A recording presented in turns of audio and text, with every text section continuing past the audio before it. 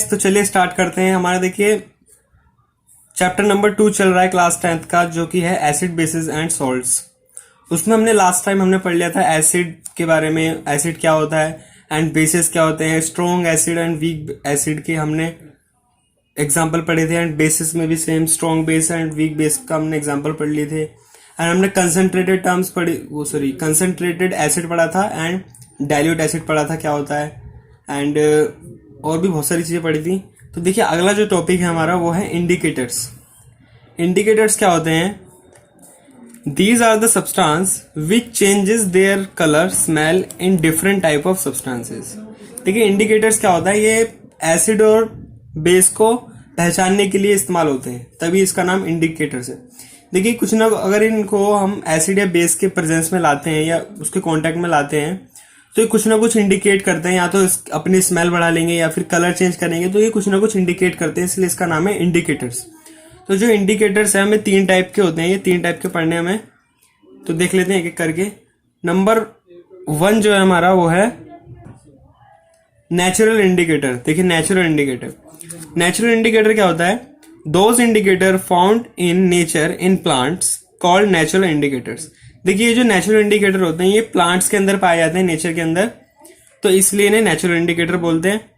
देख इसके एग्जांपल है लिटमस। लिटमस एक पौधा होता है, उसका नाम होता है लिटमस।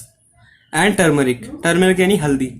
देखिए जब लिटमस एसिड के कांटेक्ट में आता है तो यह रेड कलर शो करता है, एंड जब लिटमस बेसिस के कांटेक्ट में आता है तो ये ब्लू कलर शो करता है। एंड सिमिलरली टर्मरिक जो है, हल्दी जो है, एसिड के जब कांटेक्ट में आती है येलो कलर शो करती है, यानी येलो है तो येलो ही रहेगी। अगर इसके येलो कलर की तो हल्दी होती है, जब इसे हम एसिड के कांटेक्ट में लाते हैं तो ये येलो ही रहती है। एंड अगर हम जब इसे बेस के कांटेक्ट में लाते हैं तो ये रेड कलर शो करती है। आपने देखा होगा कभी कभार अगर आपके शर्ट पे हल्दी वगैरह का दाग होगा, जब आप उसे साबुन लगाते हैं तो वो रेड कलर शो करती है। तो इसी वजह से होता है क्योंकि साबुन जो होता है वो बेस होता है NaOH, उसमें मिला होता है बेस, एंड जो टर्मरिक है वो हमारे इंडिकेटर है। तो चलिए अब दूसरा देखते हैं, दूसरा क्या है। देखिए दूसरा है हमारा सिंथेटिक इंडिकेटर। देखिए सिंथेटिक वर्ड आपको जहां भी दिख जाए उसका मतलब होता है कि मैन मेड, यानी लेबोरेटरी में तैयार किया है, कुछ ना कुछ लेबोरेटरी में तैयार किया गया है, यानी ये नेचुरल नहीं होते कुछ भी। तो चलिए स्टार्ट करते हैं। सिंथेटिक इंडिकेटर क्या होता है? Those are chemical substance. देखिए केमिकल सब्सटेंस यानी लेबोरेटरी में तैयार किए जाते हैं। तो इसके 2 एग्जांपल हैं, एक है मिथाइल ऑरेंज एंड दूसरा है फेनोल्फथलीन। दोनों ही फेमस एग्जांपल है। देखिए मिथाइल ऑरेंज जब एसिड के कांटेक्ट में आता है तो ये रेड कलर शो करता है, एंड मिथाइल ऑरेंज जब बेस के कांटेक्ट में आता है तो ये येलो कलर शो करता है।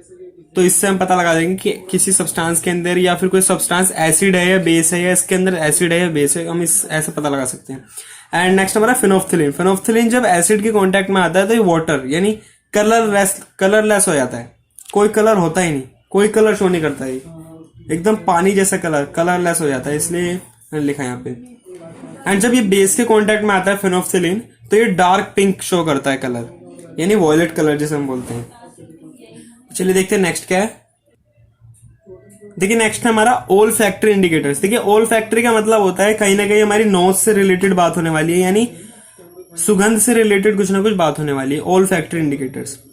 तो देखिए 2 substances have different odour in acids and bases. देखिए ओडोर का मतलब होता है सुगंध यानी स्मेल किसी भी टाइप की। तो ये जो सब्सटेंस होते हैं ये डिफरेंट ओडोर यानी स्मेल, डिफरेंट स्मेल देते हैं एसिड या बेस के कॉन्टेक्ट में आने पे। तो इसमें 2 एग्जांपल है हमारे vanilla essence and clove oil, यानी क्लोव ऑयल होता है हमारा लौंग का तेल। देखिए वेनिला एसेंस है, जब ये एसिड के कांटेक्ट में आता है तो इसकी स्मेल जो है वो इंक्रीज होनी शुरू हो जाती है, इसकी स्मेल बहुत तेज आने लग जाती है जब ये एसिड के कांटेक्ट में आता है। एंड वही दूसरी तरफ जब बेस के कांटेक्ट में जब वेनिला एसेंस होता है तो इसकी स्मेल खत्म ही हो जाती है, एकदम कोई स्मेल शो नहीं करता, ना हमें कोई ओडोर आती नहीं है। एंड सेकंड है क्लोव ऑयल यानी लौंग का तेल। लौंग का तेल जब एसिड के कांटेक्ट में आता है तो ये इसकी जो स्मेल होती है वो इंक्रीज होने लग जाती है, बहुत तेज स्मेल आने लग जाती है।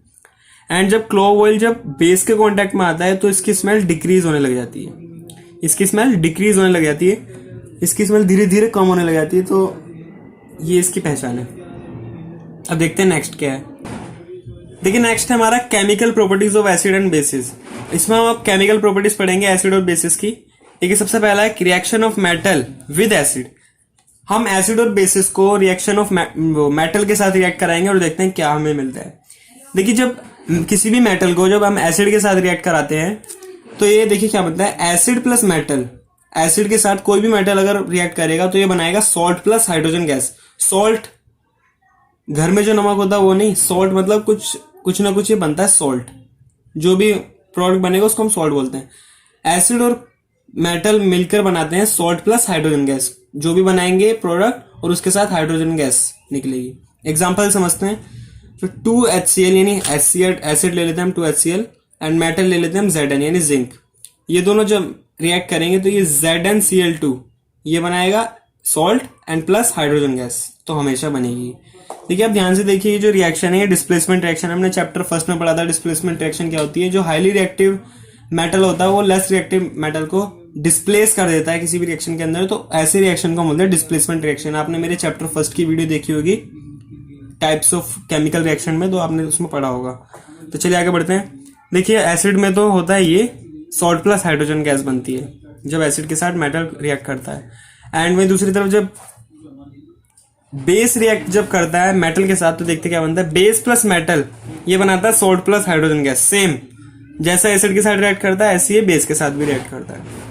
मेटल देखिए जब मेटल के साथ बेस रिएक्ट करेगा तो सॉल्ट प्लस हाइड्रोजन गैस बनाएगा। एग्जांपल देखते हैं, NaOH हमने बेस ले लिया जो कि साबुन में भी डाला जाता है, एंड मेटल Zn ही हमने ले लिया, जिंक दोबारा।